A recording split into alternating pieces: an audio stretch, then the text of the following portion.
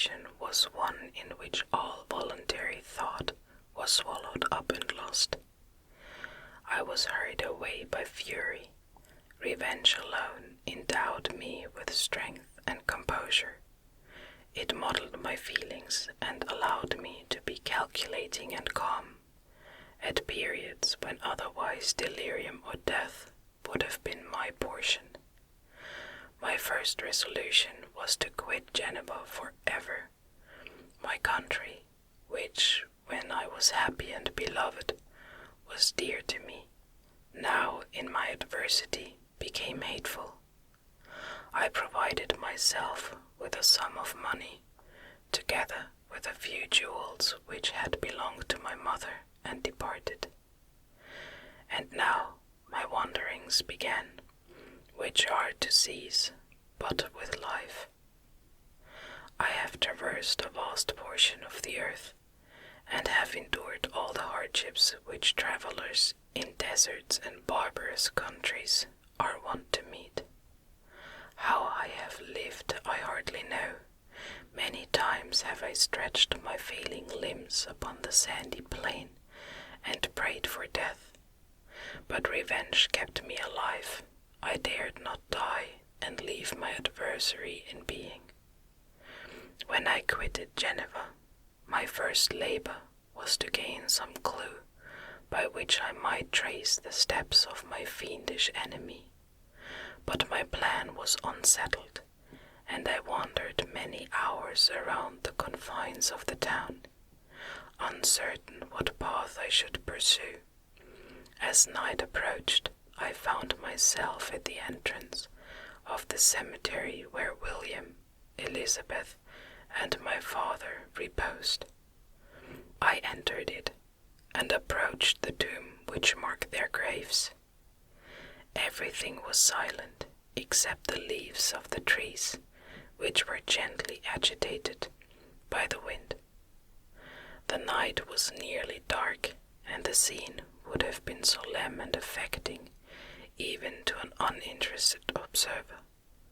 The spirits of the departed seemed to flit around and to cast a shadow, which was felt but seen not, around the head of the mourner.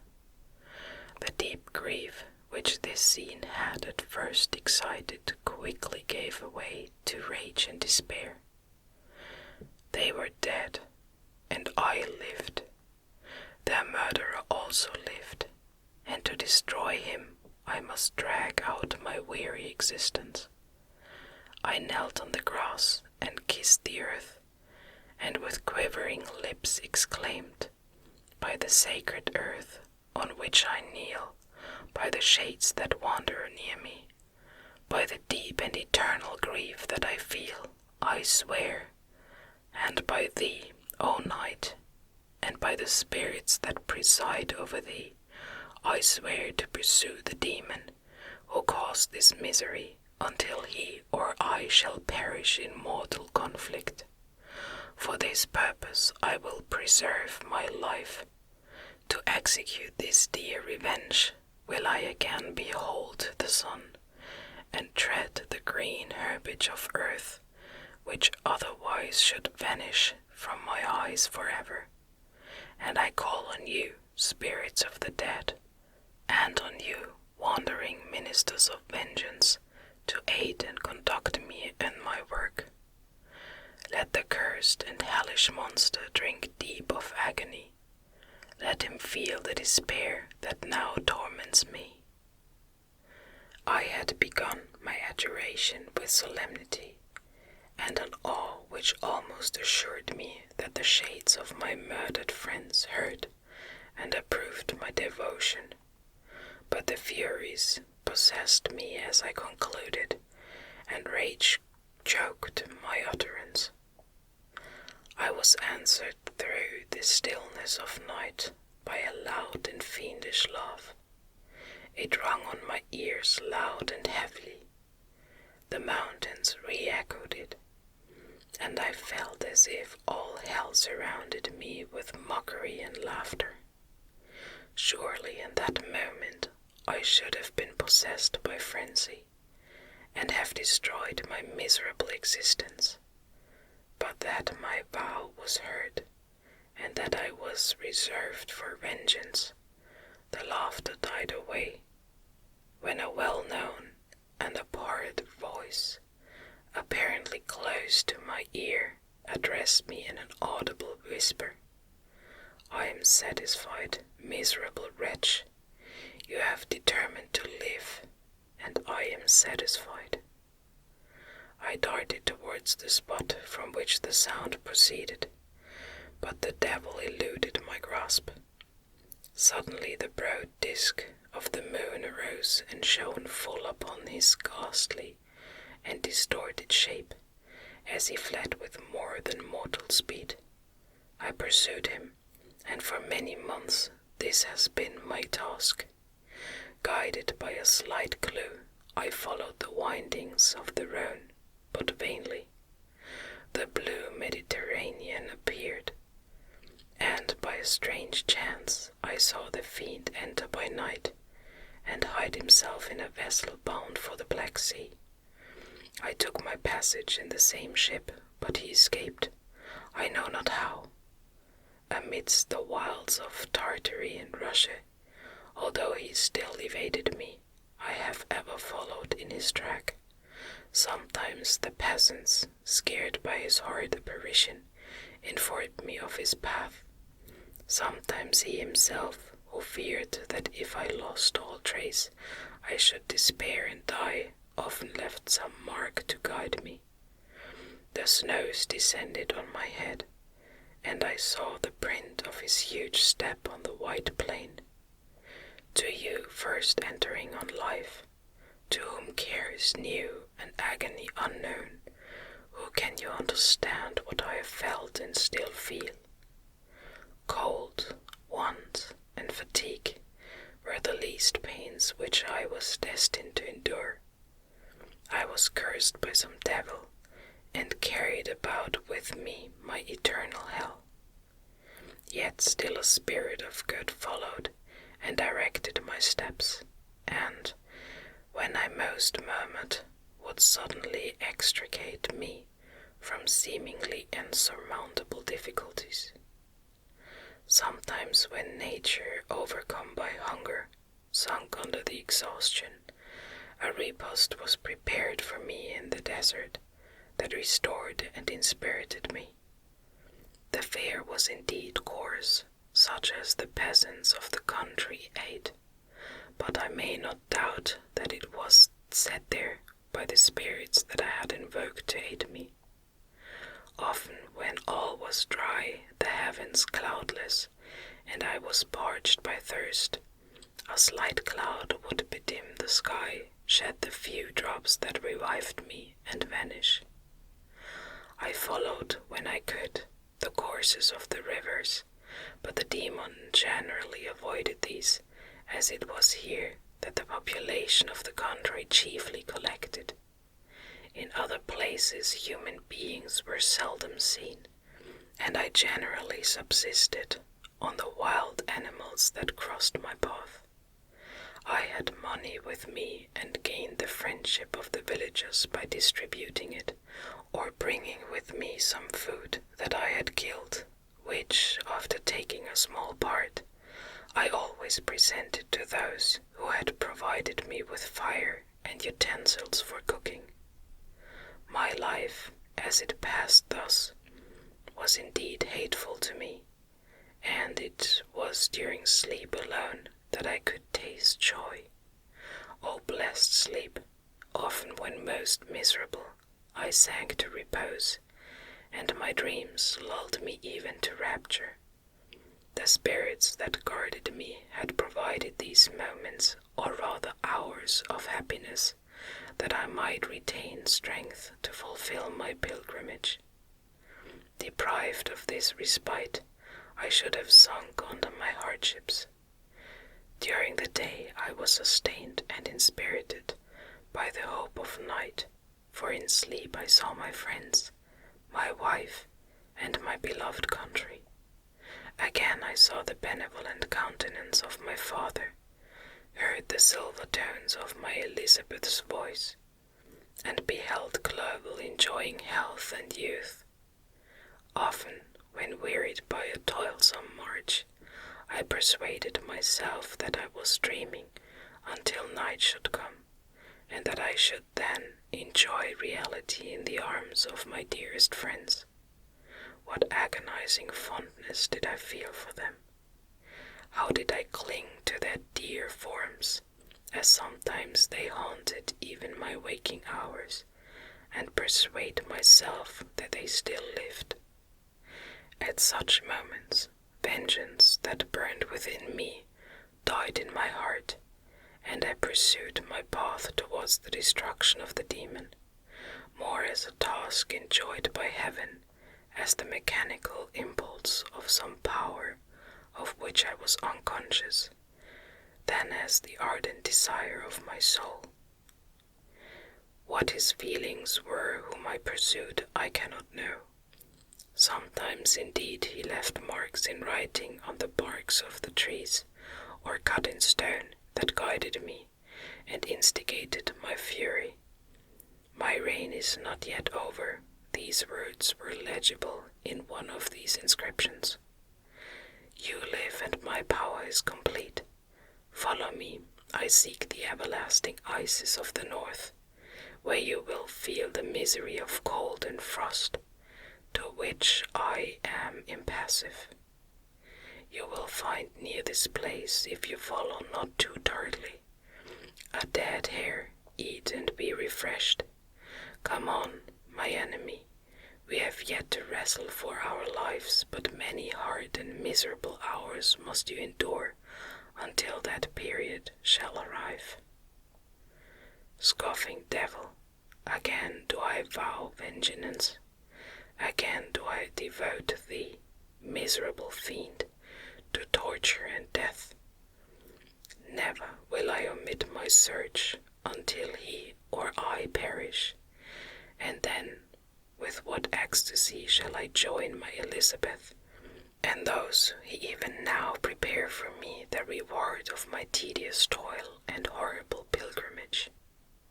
As I still pursued my journey to the northward, the snows thickened, and the cold increased in a degree almost too severe to support. The peasants were shut up in their hovels, and only a few of the most hardy ventured forth to seize the animals whom starvation had forced from their hiding places to seek for prey. The rivers were covered with ice, and no fish could be procured, and thus I was cut from my chief article of maintenance. The triumph of my enemy increased with the difficulty of my labors. One inscription that he left was in these words: Prepare, your toils only begin. Wrap yourself in furs, and provide food, for we shall soon enter upon a journey where your sufferings will satisfy my everlasting hatred. My courage and perseverance were invigorated by these scoffing words. I resolved not to fail in my purpose, and calling on heaven to support me, I continued with unabated fervor to traverse immense deserts until the ocean appeared at a distance, and formed the utmost boundary of the horizon. Oh, how unlike it was to the blue seas of the south! Covered with ice, it was only to be distinguished from land by its superior wildness and ruggedness. The Greeks wept for joy when they beheld the Mediterranean from the hills of Asia, and hailed with rapture the boundary of their toils. I did not weep, but I knelt down, and, with a full heart, thanked my guiding spirit for conducting me in safety to the place where I hoped, notwithstanding my adversary's gripe, to meet and grapple with him. Some weeks before this period I had procured a sledge and dogs, and thus traversed the snows with inconceivable speed. I know not whether the fiend possessed the same advantages, but I found that as before I had daily lost ground in the pursuit, I now gained on him. So much so that when I first saw the ocean, he was but 1 day's journey in advance, and I hoped to intercept him before he should reach the beach. With new courage, therefore, I pressed on, and in 2 days arrived at a wretched hamlet on the seashore. I inquired of the inhabitants concerning the fiend, and gained accurate information. A gigantic monster, they said, had arrived the night before, armed with a gun and many pistols, putting to flight the inhabitants of a solitary cottage through fear of his terrific appearance. He had carried off their store of winter food, and, placing it in a sledge, to draw which he had seized on a numerous drove of trained dogs, he had harnessed them, and the same night, to the joy of the horror-struck villagers, had pursued his journey across the sea in a direction that led to no land, and they conjectured that he must speedily be destroyed by the breaking of the ice, or frozen by the eternal frosts. On hearing this information, I suffered a temporary access of despair. He had escaped me, and I must commence a destructive and almost endless journey across the mountainous ices of the ocean, amidst cold that few of the inhabitants could long endure, and which I, the native of a genial and sunny climate, could not hope to survive. Yet at the idea that the fiend should live and be triumphant, my rage and vengeance returned, and, like a mighty tide, overwhelmed over other feelings. After a slight repose, during which the spirits of the dead hovered round and instigated me to toil and revenge, I prepared for my journey. I exchanged my land sledge for one fashioned for the inequalities of the frozen ocean, and, purchasing a plentiful stock of provisions, I departed from land. I cannot guess how many days have passed since then, but I have endured misery which nothing but the eternal sentiment of a just retribution burning within my heart could have enabled me to support. Immense and rugged mountains of ice often barred up my passage, and I often heard the thunder of the ground sea, which threatened my destruction. But again the frost came and made the paths of the sea secure. By the quantity of provision which I had consumed, I should guess that I had passed 3 weeks in this journey, and the continual protraction of hope, returning back upon the heart, often wrung bitter drops of despondency and grief from my eyes.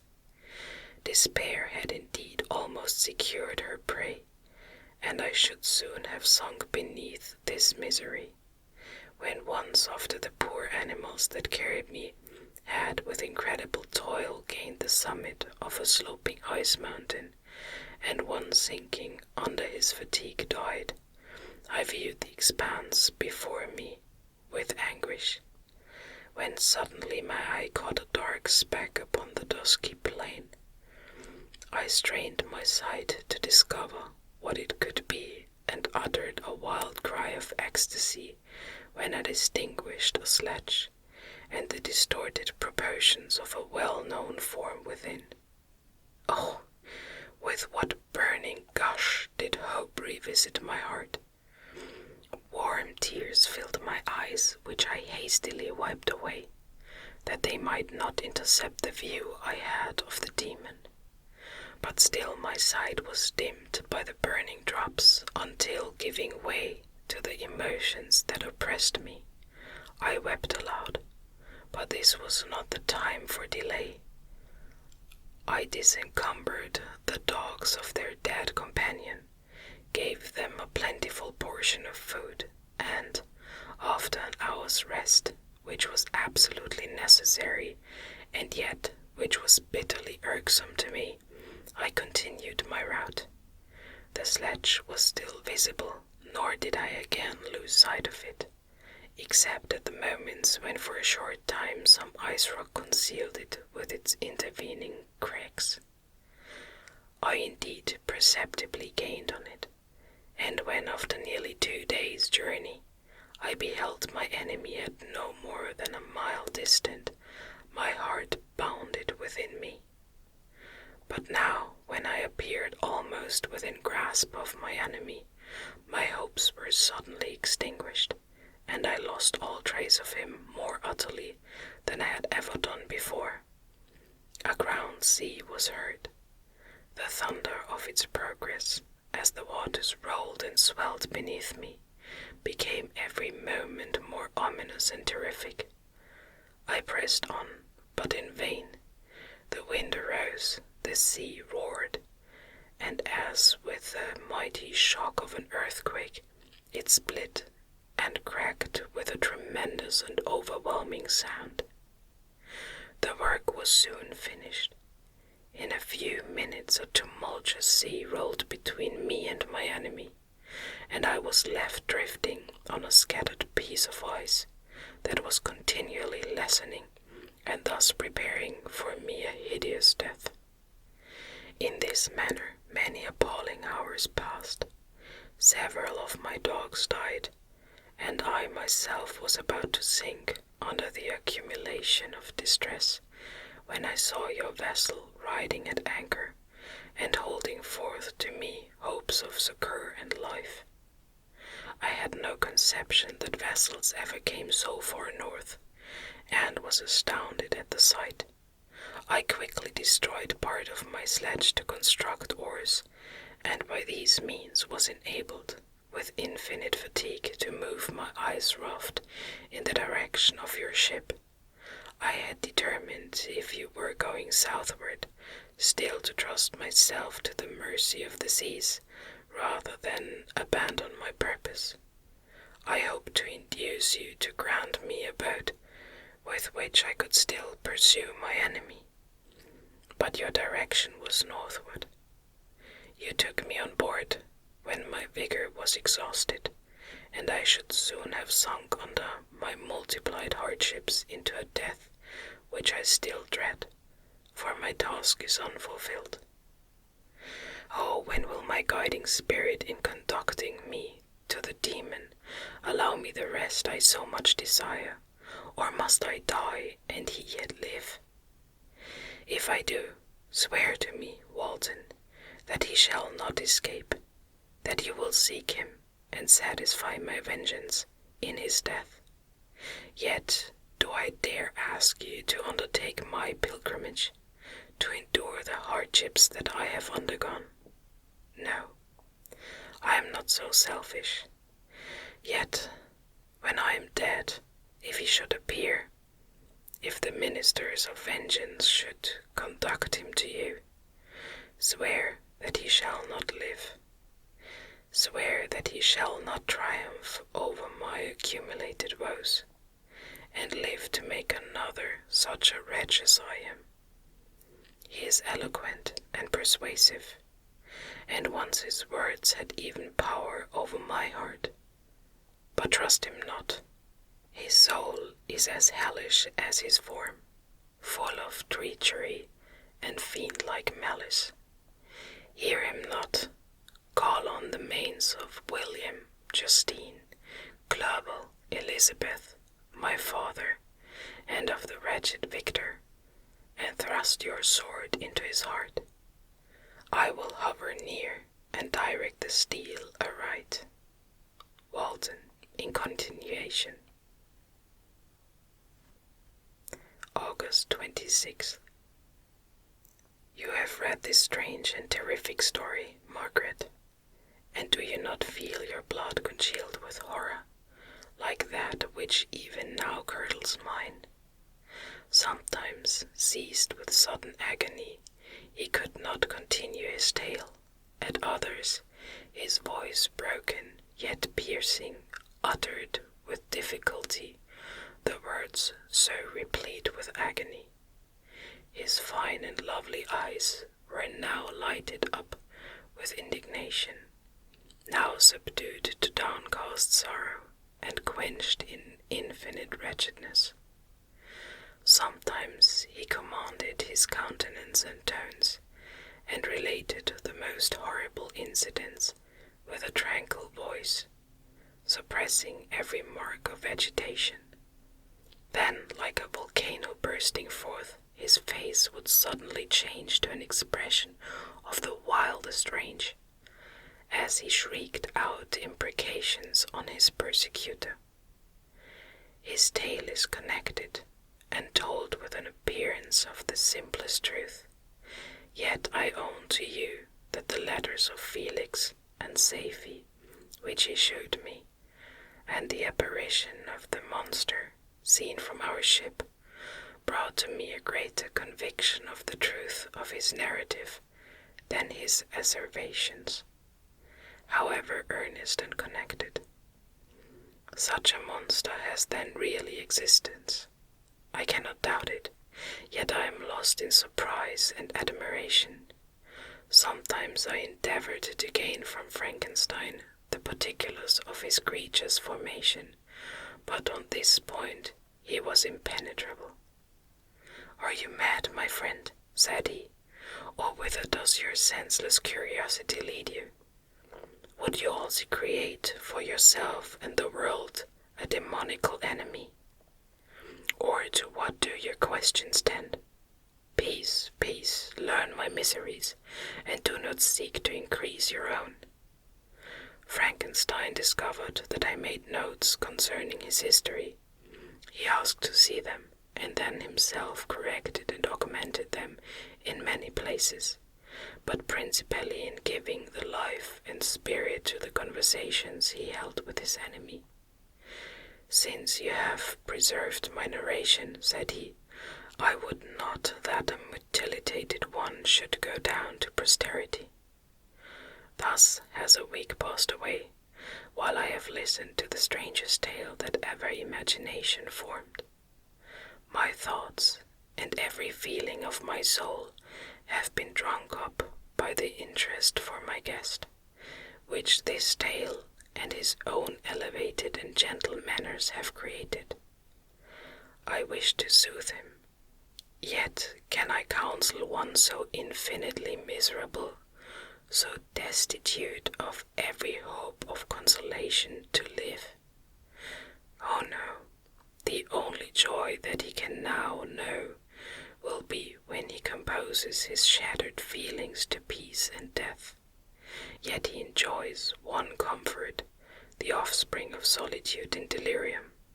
He believes that when in dreams he holds converse with his friends, and derives from that communion consolation for his miseries, or excitements to his vengeance, that they are not the creations of his fancy, but the real beings who visit him from the regions of a remote world.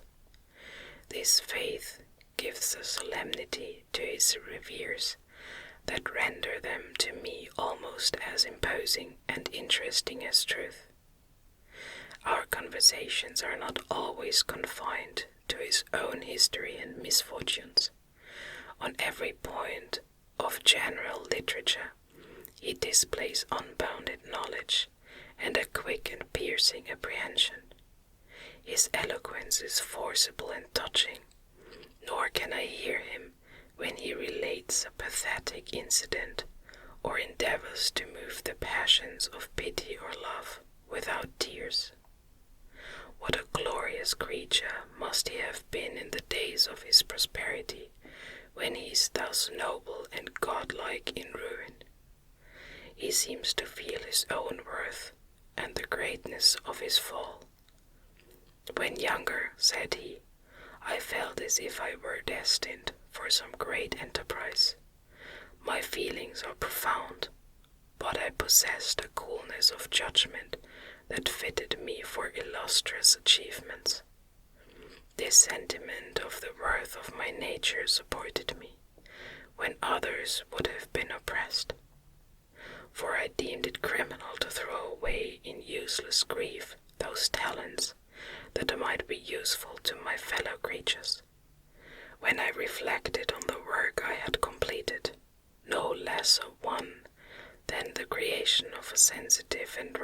animal, I could not rank myself with the herd of common projectors.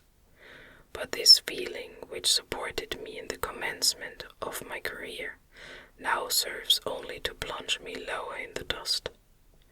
All my speculations and hopes are as nothing, and, like the archangel who aspired to omnipotence, I am chained in an eternal hell. My imagination was vivid, yet my powers of analysis and application were intense. By the union of these qualities I conceived the idea and executed the creation of a man.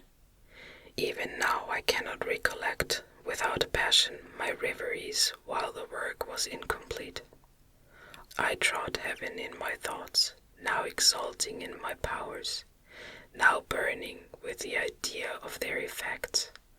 From my infancy I was imbued with high hopes and a lofty ambition. But how am I sunk? Oh, my friend, if you had known me as I once was, you would not recognize me in this state of degradation. Despondency rarely visited my heart. A high destiny seemed to bear me on until I fell, never, never again to rise. Must I then lose this admirable being? I have longed for a friend.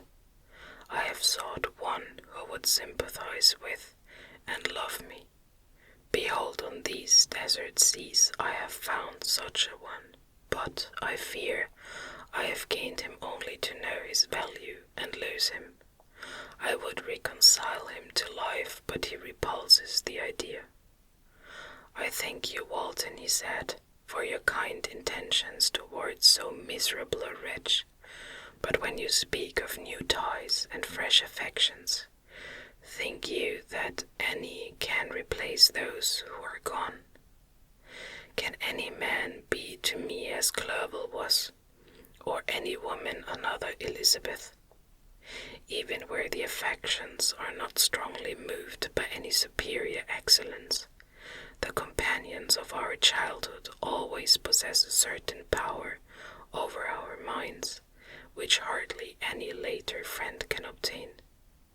They know our infantine dispositions, which, however they may be afterwards modified, are never eradicted, and they can judge of our actions with more certain conclusions as to the integrity of our motives. A sister or a brother can never, unless indeed such symptoms have been shown early, suspect the other of fraud or false dealing, when another friend, however strongly he may be attached, may, in spite of himself, be invaded with suspicion.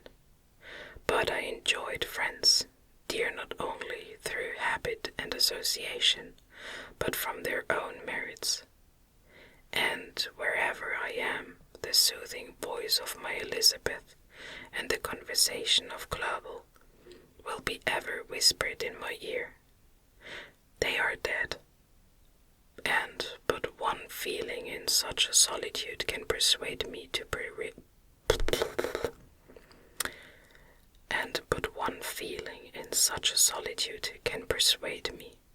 to preserve my life. If I were engaged in any high undertaking or design, fraught with extensive utility to my fellow creatures, then could I live to fulfill it. But such is not my destiny. I must pursue and destroy the being to whom I gave existence. Then my lot on earth will be fulfilled, and I may die. September 2nd.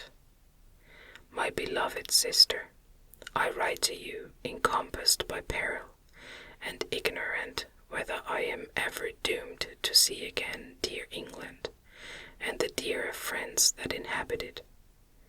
I am surrounded by mountains of ice, which admit of no escape, and threaten every moment to crush my vessel.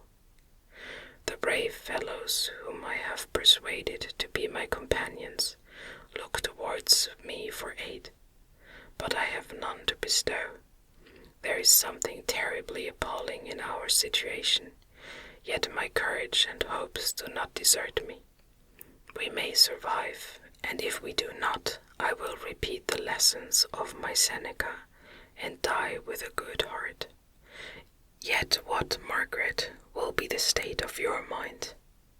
You will not hear of my destruction, and you will anxiously await my return. Years will pass, and you will have visitings of despair, and yet be tortured by hope. Oh, my beloved sister, the sickening failings of your heartfelt expectations are, in prospect, more terrible to me than my own death. But you have a husband and lovely children. You may be happy, heaven bless you, and make you so. My unfortunate guest regards me with the tenderest compassion. He endeavors to fill me with hope, and talks as if life were a possession which he valued. He reminds me how often the same accidents have happened to other navigators who have attempted the sea, and in spite of myself, he fills me with cheerful auguries. Even the sailors feel the power of his eloquence. When he speaks, they no longer despair. He rouses their energies, and, while they hear his voice, they believe these vast mountains of ice are molehills, which will vanish before the resolutions of man. These feelings are transitory. Each day's expectation delayed fills them with fear, and I almost dread a mutiny caused by this despair. September 5th.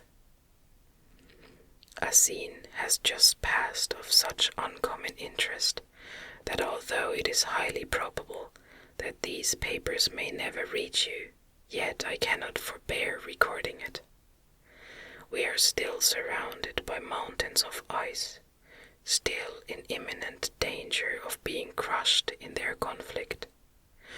The cold is excessive, and many of my unfortunate comrades have already found a grave amidst this scene of desolation. Frankenstein has daily declined in health. A feverish fire still glimmers in his eyes, but he is exhausted, and when suddenly roused to any exertion, he speedily sinks again into apparent lifelessness. I mentioned in my last letter the fears I entertained of a mutiny.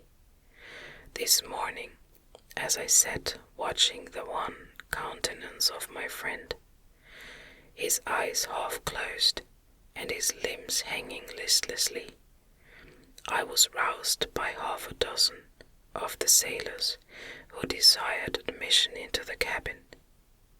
They entered, and their leader addressed me. He told me that he and his companions had been chosen by the other sailors to come in deputation to me, to make me a demand which in justice I could not refuse.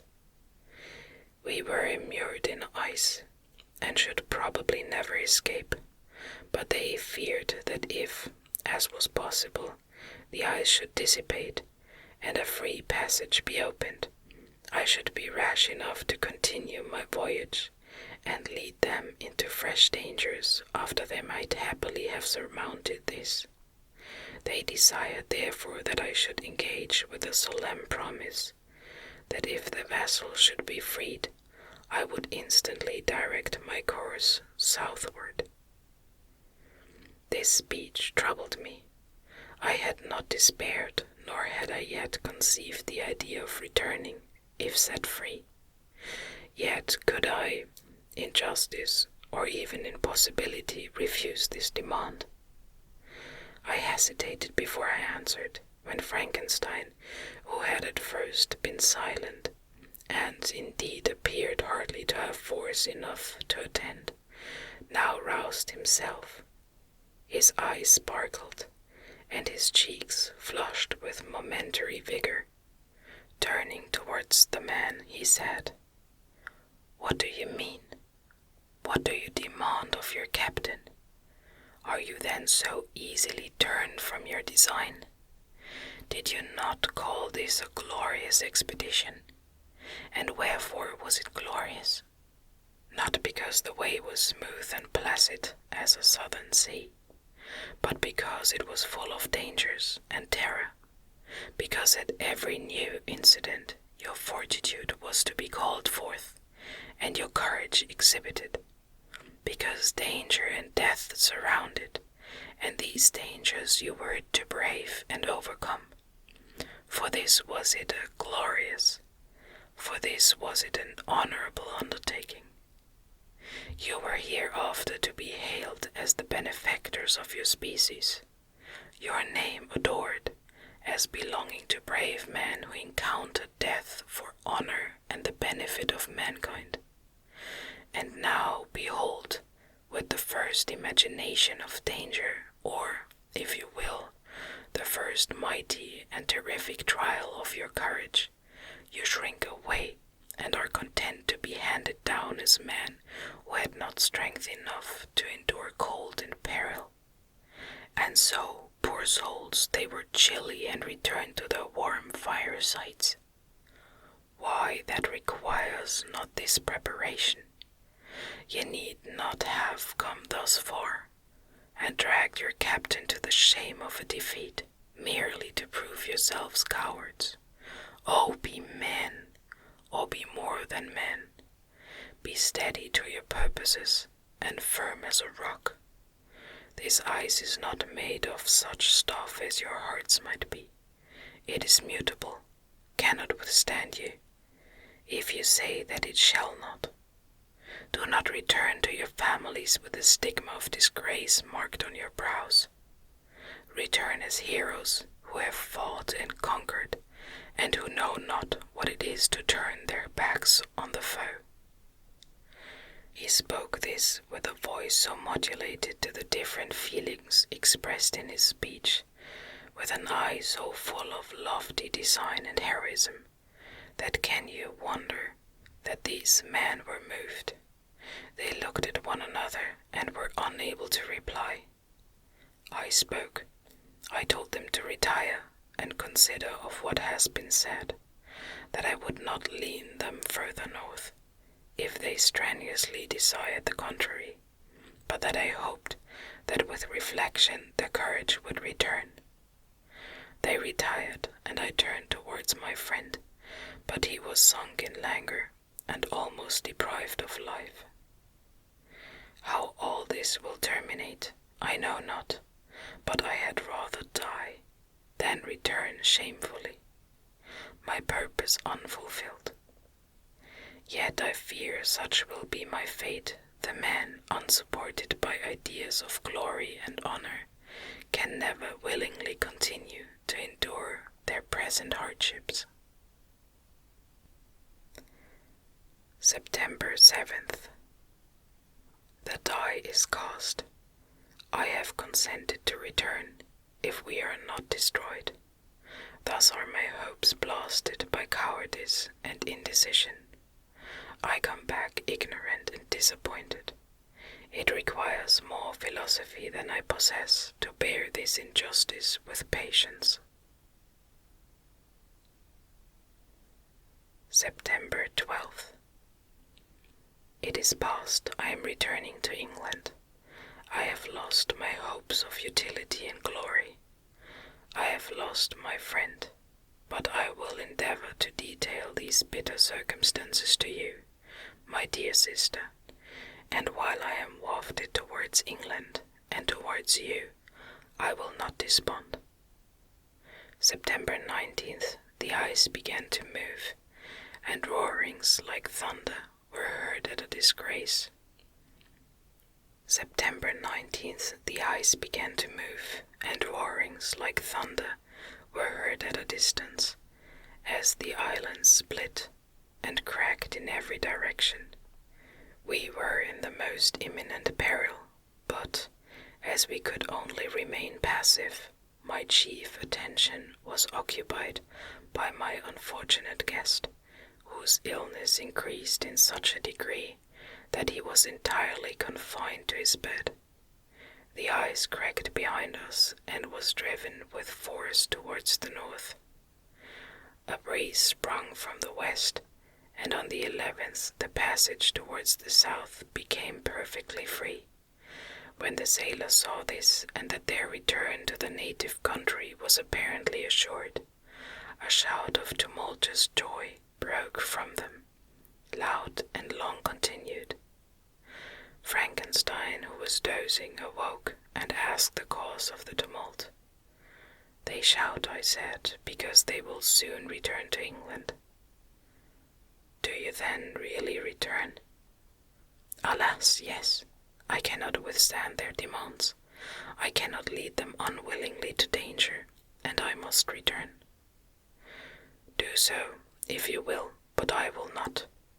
You may give up your purpose, but mine is assigned to me by heaven, and I dare not. I am weak, but surely the spirits who assist my vengeance will endow me with sufficient strength." Saying this, he endeavored to spring from the bed, but the exertion was too great for him. He fell back and fainted. It was long before he was restored, and I often thought that life was entirely extinct. At length he opened his eyes, but he breathed with difficulty and was unable to speak.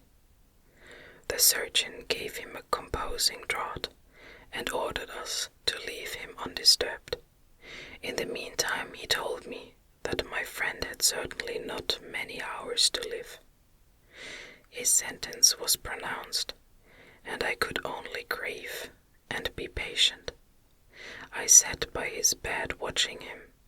His eyes were closed, and I thought he slept, but presently he called to me in a feeble voice, and, bidding me come near, said, "Alas, the strength I relied on is gone. I feel that I shall soon die, and he, my enemy and persecutor, may still be in being. Think not, Walton, that in the last moments of my existence I feel that burning hatred and ardent desire of revenge I once expressed, but I feel myself justified in desiring the death of my adversary. During these last days I have been occupied in examining my past conduct, nor do I find it blamable.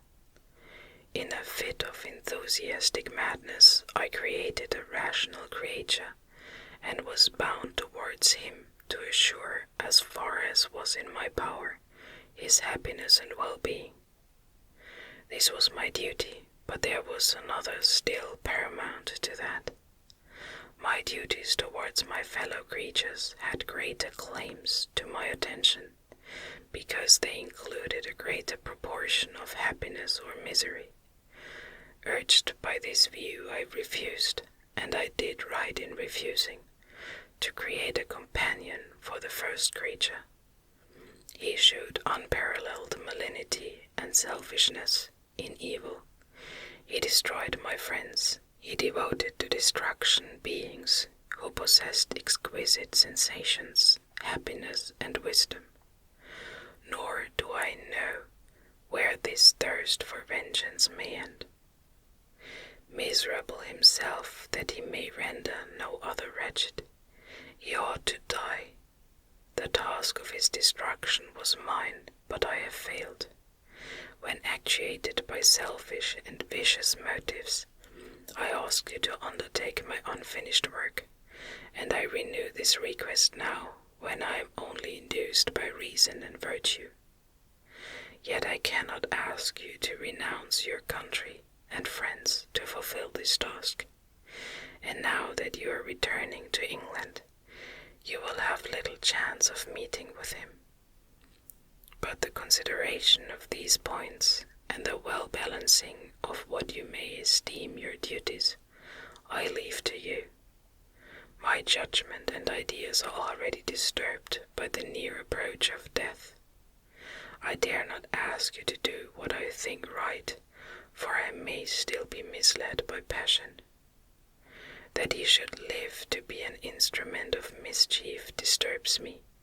In other respects, this hour, when I momentarily expect my release, is the only happy one which I have enjoyed for several years. The forms of the beloved dead flit before me, and I hasten to their arms. Farewell, Walton.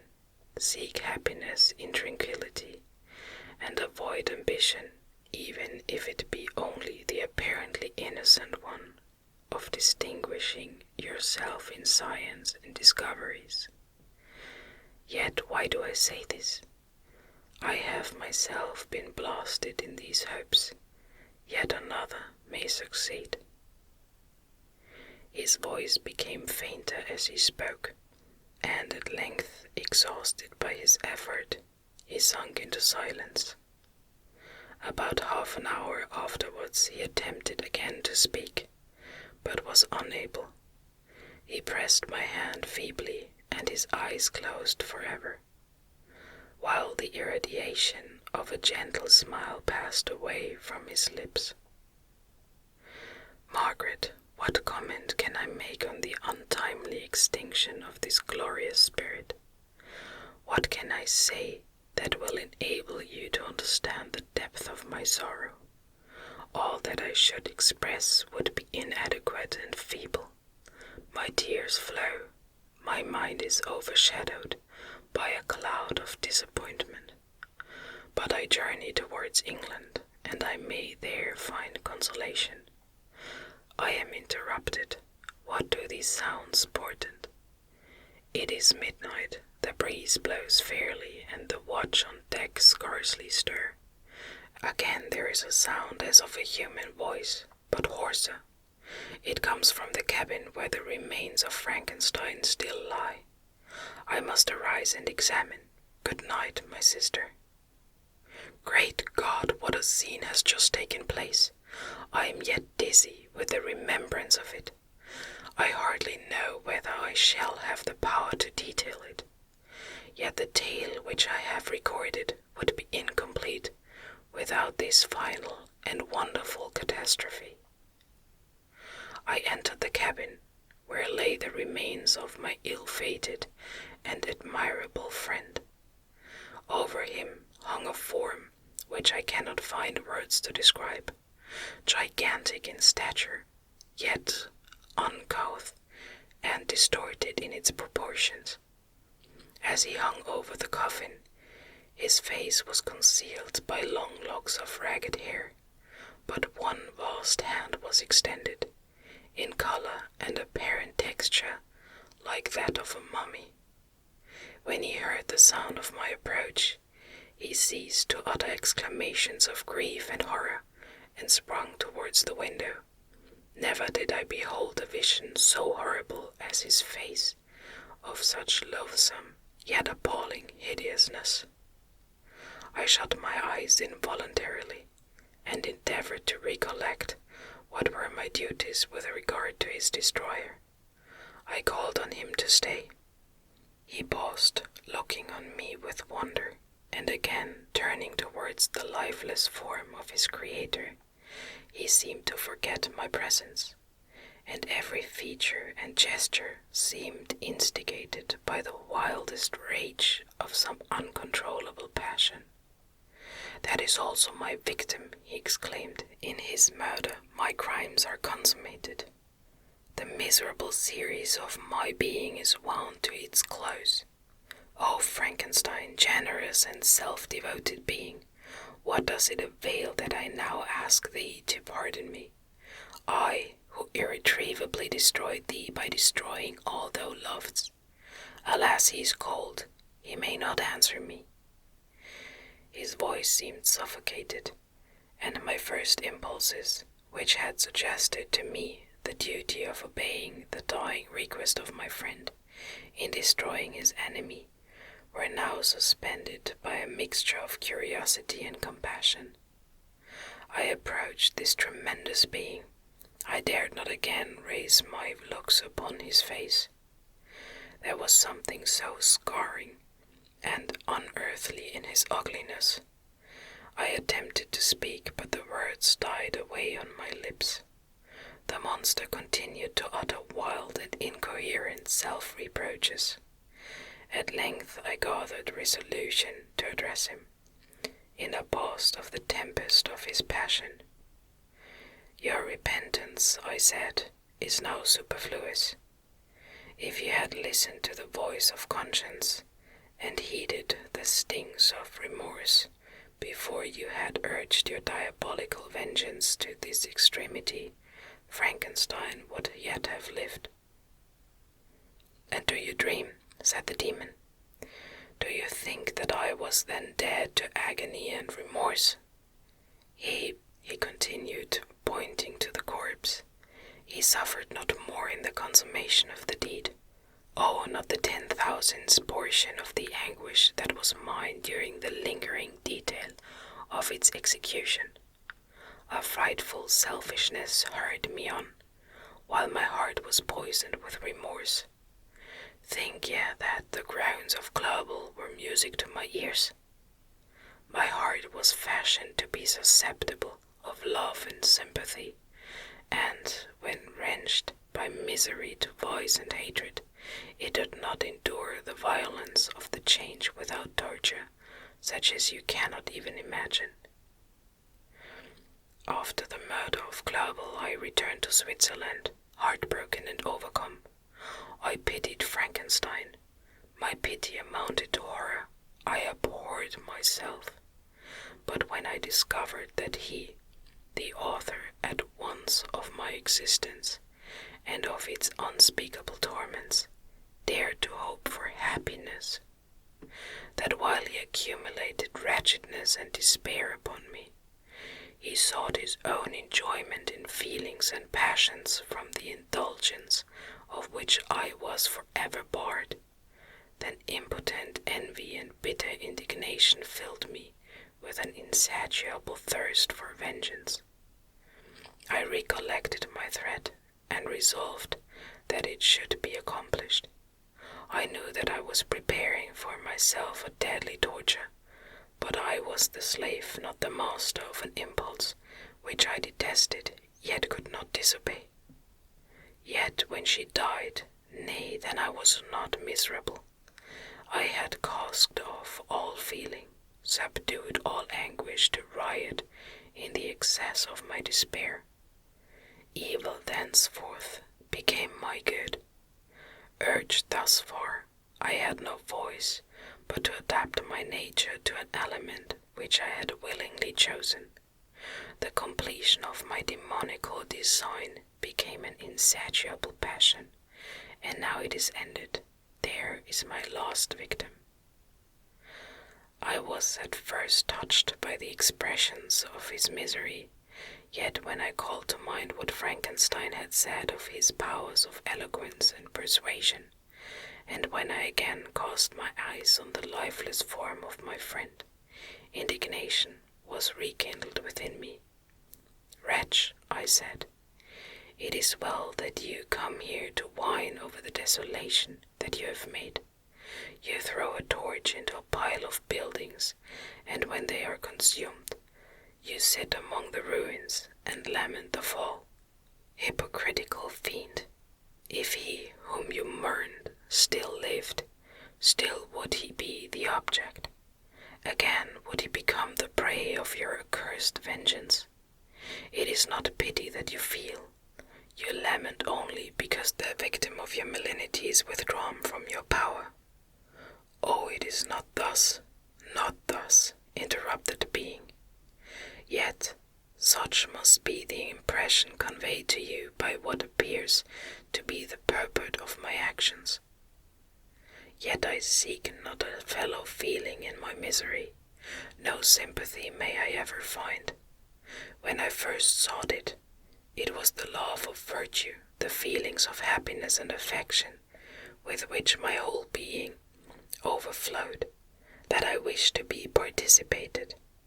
But now that virtue has become to me a shadow, and that happiness and affection are turned into bitter and loathing despair, in what should I seek for sympathy?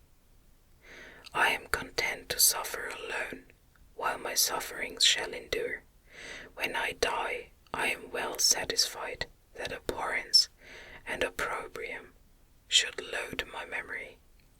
Once my fancy was soothed with dreams of virtue, of fame, and of enjoyment. Once I falsely hoped to meet with beings who, pardoning my outward form, would love me for the excellent qualities I was capable of bringing forth. I was nourished with high thoughts of honor and devotion, but now vice has degraded me beneath the meanest animal. No crime, no mischief, no malignity, no misery can be found comparable to mine. When I call over the frightful catalogue of my deeds, I cannot believe that I am he whose thoughts were once filled with sublime and transcendent visions of the beauty and the majesty of goodness. But it is even so. The fallen angel becomes a malignant devil, yet even that enemy of God and man had friends and associates in his desolation. I am quite alone.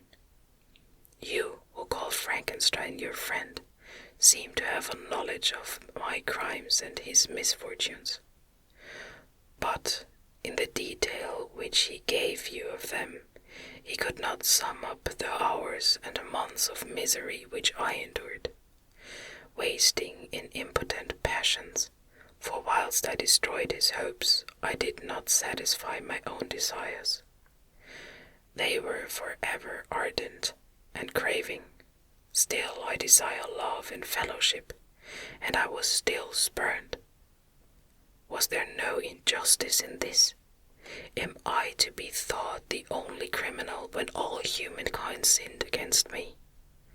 Why do you not hate Felix, who drove his friend from his door with contumely? Why do you not execrate the rustic who sought to destroy the Saviour of his child? Nay, these are virtuous and immaculate beings. I, the miserable and the abandoned, am an abortion, to be spurned at and kicked and trampled on. Even now my blood boils at the recollection of this injustice. But it is true that I am a wretch. I have murdered the lovely, the helpless. I have strangled the innocent as they slept, and grasped to death his throat who never injured me or any other living thing. I have devoted my Creator, the select specimen of all that is worthy of love and admiration among men, to misery. I have pursued him even to that irremediable ruin. There he lies, white and cold in death. You hate me, but your abhorrence cannot equal that with which I regard myself. I look on the hands which executed the deed. I think on the heart in which the imagination of it was conceived, and long for the moment when they will meet my eyes, when it will haunt my thoughts no more. Fear not that I shall be the instrument of future mischief. My work is nearly complete. Neither yours nor any man's death is needed to consummate the series of my being, and accomplish that which must be done, but it requires my own. Do not think that I shall be slow to perform this sacrifice. I shall quit your vessel on the ice raft which brought me hither, and shall seek the most northern extremity of the globe. I shall collect my funeral pile, and consume to ashes this miserable frame, that its remains may afford no light to any curious and unhollow wretch, who would create such another as I have been. I shall die. I shall no longer feel the agonies which now consume me, or be the prey of feelings unsatisfied, yet unquenched. He is dead who called me into being, and when I shall be no more, the very remembrance of us both will speedily vanish. I shall no longer see the sun or stars, or feel the winds play on my cheeks. light, feeling, and sense will pass away, and in this condition must I find my happiness. Some years ago, when the images which this world affords first opened up on me, when I felt the cheering warmth of summer, and heard the rustling of the leaves and the chirping of the birds, and these were all to me, I should have wept to die. Now it is my only consolation, polluted by crimes and torn by the bitterest remorse. Where can I find rest but in death? Farewell, I leave you, and in you the last of humankind whom these eyes will ever behold. Farewell, Frankenstein. If thou wert yet alive, and yet cherished a desire of revenge against me, it would be better satiated in my life than in my destruction. But it was not so. Thou didst seek my extinction, that I might not cause greater wretchedness. And if yet, in some mode unknown to me, thou hast not yet ceased to think and feel, thou desirest not my life for my own misery. Blasted as thou wert, my agony was still superior to thine. For the bitter sting of remorse may not cease to rankle in my wounds until death shall close them forever. But soon, he cried with sad and solemn enthusiasm, I shall die, and what I now feel be no longer felt. Soon these burning miseries will be extinct. I shall ascend my funeral pile triumphantly and exult in the agony of the torturing flames. The light of that conflagration will fade away. My ashes will be swept into the sea by the winds. My spirit will sleep in peace, or if it thinks, it will not surely think thus. Farewell. He sprung from the cabin window as he said this, upon the ice raft which lay close to the vessel. He was soon borne away by the waves, and lost in darkness and distance.